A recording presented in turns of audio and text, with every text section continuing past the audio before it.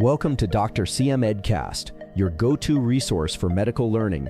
Through discussions, case studies, tutorials, and debates, we help you learn, grow, serve. Today, we're pulling back the curtain on one of the body's most impressive and maybe underrated feats of engineering, the secret movements of the stomach.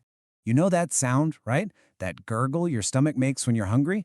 A lot of people think it's just hunger, but it's actually the sound of a powerful rhythmic cleaning process. This isn't random noise. It's a sign of a meticulously choreographed system at work. And the choreographer for this whole dance, it's an underlying electrical current. These waves, like the ones you're seeing here, are the foundation for every single squeeze, churn, and push your stomach makes. So let's decode this system, starting with its fundamental rhythm. Okay, our first stop is the stomach's own internal metronome, the very source of its rhythmic pulse.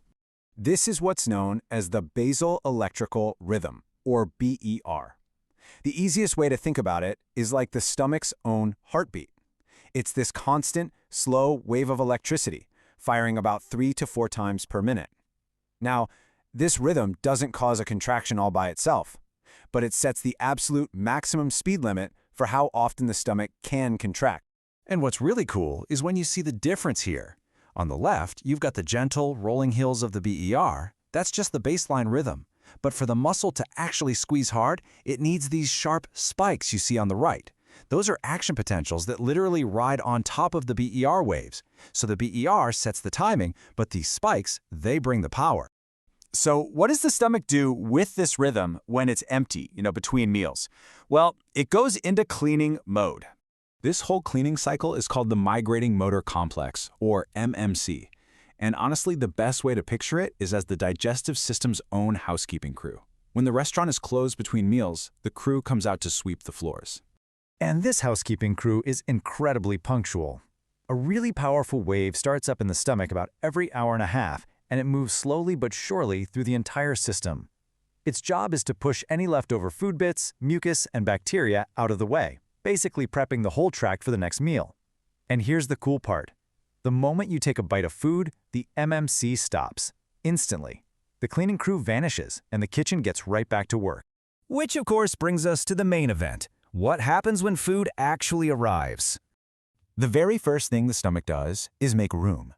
As you swallow, the upper part of the stomach performs something called receptive relaxation. It basically inflates like a balloon, expanding to hold a liter or even more of food without you even feeling the pressure buildup. It is an absolutely amazing feat of muscular control.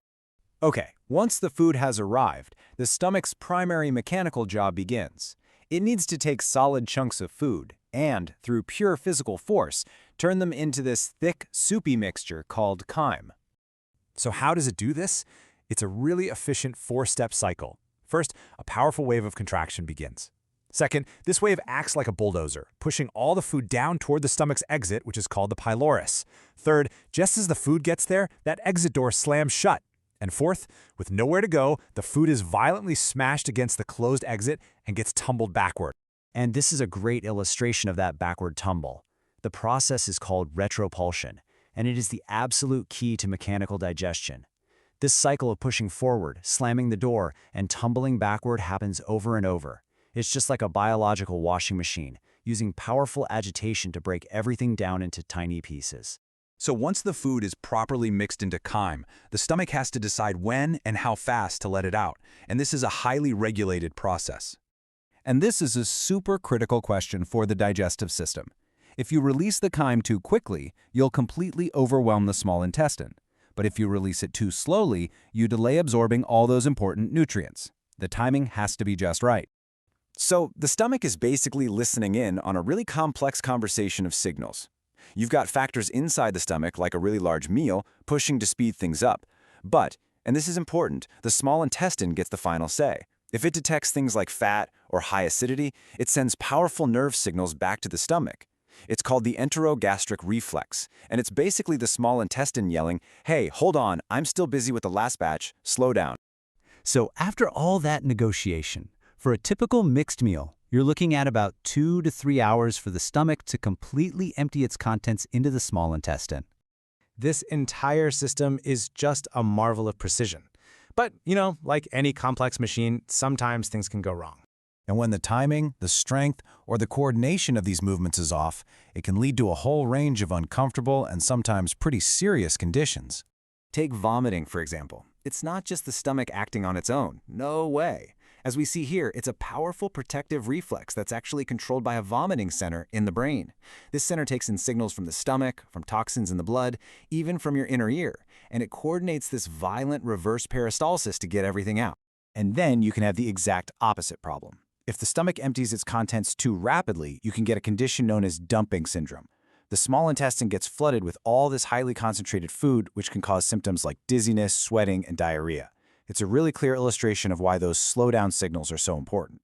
So, when you really think about it, from the gentle hum of its electrical pacemaker to the powerful waves of its cleaning crew and the violent churn of its mixing cycle, the stomach is anything but a passive bag.